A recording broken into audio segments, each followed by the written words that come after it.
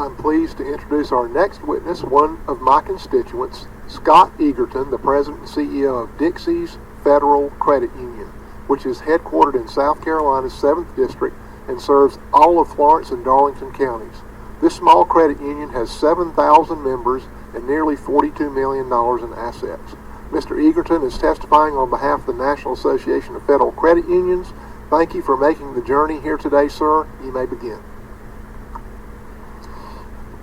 Good afternoon, Chairman Rice and Ranking Member Chu, and members of this subcommittee. My name is Scott Eagerton, and I'm testifying on behalf of NAFCU. I serve as the President and CEO of Dixies Federal Credit Union, headquartered in Darlington, South Carolina. NAFCU and our members, thank you for holding this hearing today. During the consideration of financial reform, NAFCU was concerned about the possibility of overregulation of good actors, such as credit unions.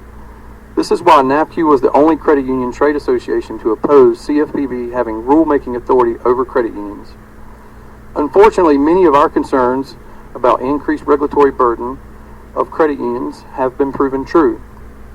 The CFPB's primary focus should be on regulating the unregulated bad actors, not creating new burdens for good actors like credit unions. While it is true credit unions under $10 billion are exempt from the CFPB examination and enforcement, all credit unions are subject to the CFPB rules. The impact of the growing compliance burden is evident in the number of credit unions that continue to decline, dropping more than 17% in the second quarter of 2010. 96% of those smaller institutions were like mine, below $100 million in assets. At Dixies, our compliance cost has risen fivefold since 2009, from about $20,000 a year to $100,000 annually. We spend more today on compliance than we do on loan loss. During financial reform, the National Credit Union Administration moved to a 12-month exam cycle for credit unions, increasing costs for both the agency and for credit unions. We now have 4 full-time staff members who spend 2 weeks preparing for an exam, 2 weeks during the exam, and 2 weeks following the exam. The average cost in wages is about $30,000 a year, $30,000 per exam. The financial crisis is now over. We believe the NCUA should use their authority to return back to the 18-month exam cycle for healthy and well-run credit unions.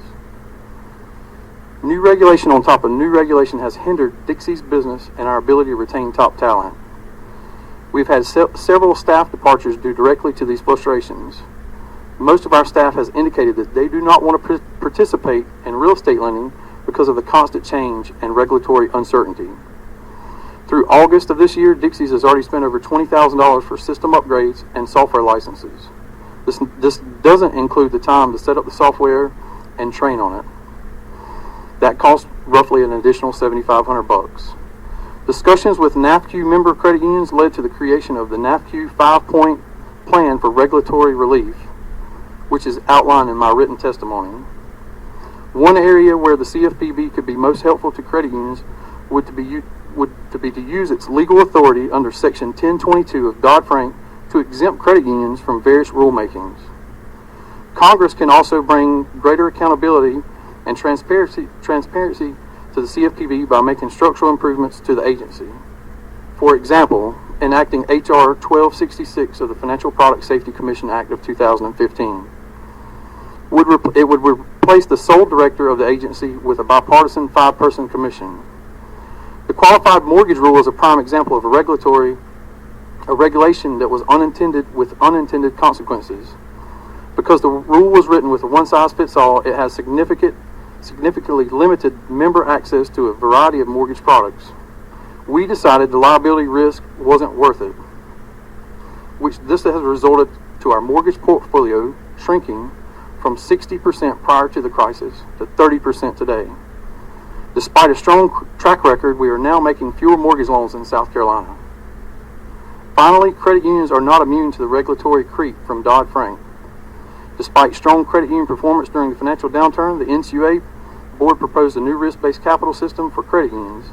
NAFCU maintains that this costly proposal is unnecessary and will further burden credit unions.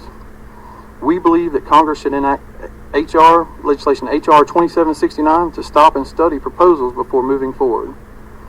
In conclusion, the Dodd-Frank Act has a significant impact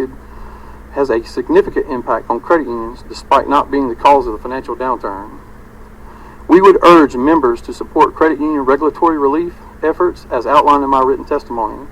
Additionally, the subcommittee should also encourage regulators to provide relief where they can without congressional action. Thank you for the opportunity to share my thoughts with you today. I welcome your questions.